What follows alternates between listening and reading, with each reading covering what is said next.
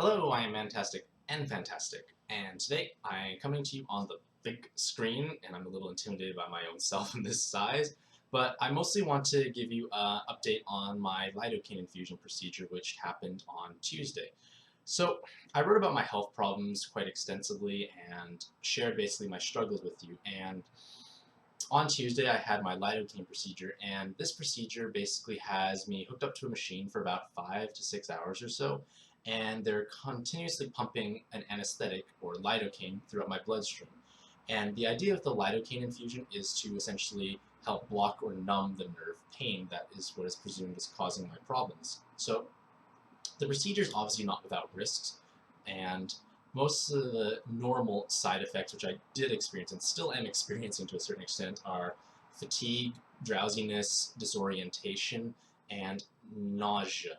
So I tolerated the procedure actually very well, and because what they do is they actually have 2 different bags of lidocaine, so like it's quite a lot of medicine basically being pumped throughout my bloodstream, and they continuously let it flow through an IV through my arm, through my arm, and if you're tolerating it well, they start increasing the dosage and how fast it actually gets pumped into your bloodstream.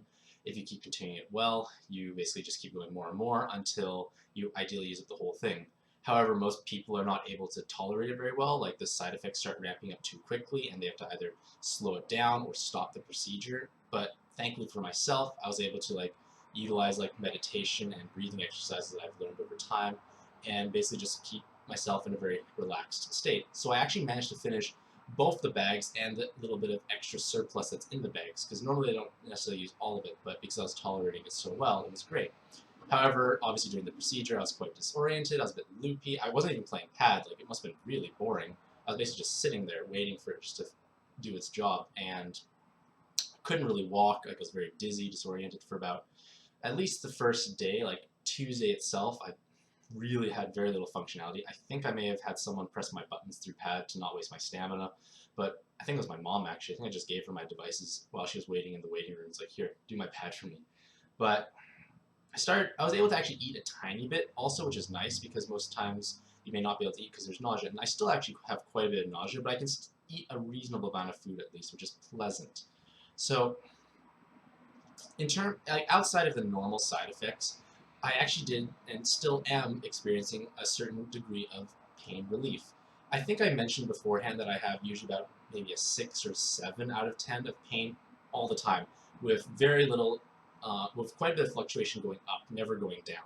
However, after the lidocaine procedure, after at least a lot of the side effects started calming down, I experienced maybe like a 2 or 3 out of 10 for pain. So that's a dramatic reduction. So my baseline is significantly lower, which is great, and I've been trying my best in the past couple of days to try and move very gently. I don't want to push beyond whatever my limits are, because they caution you very intensely saying don't go out and run a marathon just because you may or may not have a desensitization to the pain, you still have problems. You can't just go out there and do crazy things. They say for 24 hours do virtually nothing, 48 hours do very little if possible. So I haven't been very active in terms of replying to comments, so I do apologize about that, just because sometimes I couldn't even look at a screen because of nausea and dizziness. But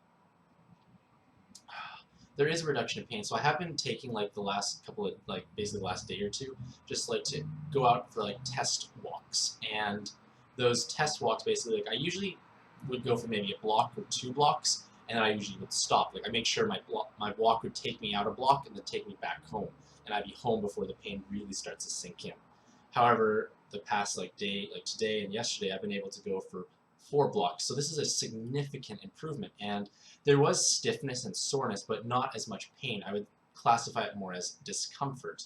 So that is really great news. I have I have more range of motion. My neck, I can turn it almost all the way, full range of motion on both sides, and there's only a bit of tightness restricting it. So again, that's a big improvement. So the effects of lidocaine vary from person to person. I don't know how long this will last for. I am seeing my physiotherapist tomorrow, so hopefully we can start working out a bit more of a aggressive movement plan, obviously keeping things within my limits, because I don't want to push and re-trigger flare-up, because I did have an unusual spike of pain as well The first night, like I was just trying to fall asleep in bed, and suddenly like my pain just ramps up to like very high, like 8, 9 out of 10, like searing levels of pain. Like I don't know why that occurred. I didn't do anything unusual. Like I was taking it very easy. So I guess just flare-ups still happen, unfortunately. But hopefully this allows me to have a bit more functionality and start improving. Now, again, like I said, lidocaine doesn't necessarily have, it's not a permanent solution. The idea is using it as a crutch almost, but hopefully a longer lasting crutch to try and facilitate movement. Because like right now, my back, I know for sure, the left hand side is pulling down and tightened, and my right hand side is being stretched out. So like I have issues around my hip. So like ideally with like a desensitization of pain, things are starting to release on their own.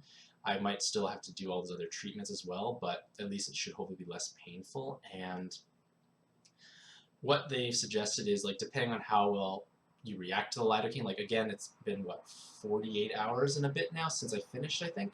So it hasn't been that long, but ideally it would last hopefully a couple of months. Like that's an ideal situation.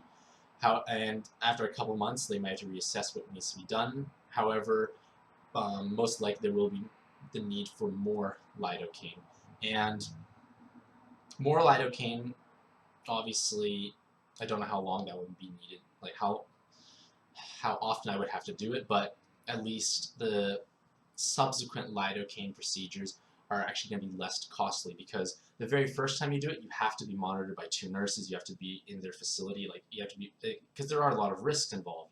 And if you've tolerated it well, what they're going to do is actually give me a big pump and a catheter. I believe that's the way you say it. But basically, it's going to be like a needle's going to be stuck into my stomach, and then it's going to slowly pump the lidocaine into my bloodstream.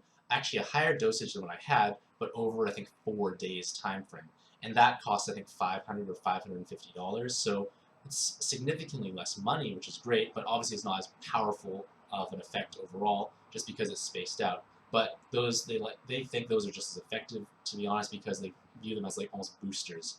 So I might have to be relying on those for a period of time. I don't know how frequently. Again, like it's only been about 48 hours, so I'll just see how it goes. But as of now, at least is promising. Like it gives me a bit of hope, which is unusual because I haven't really had much hope for a very long time.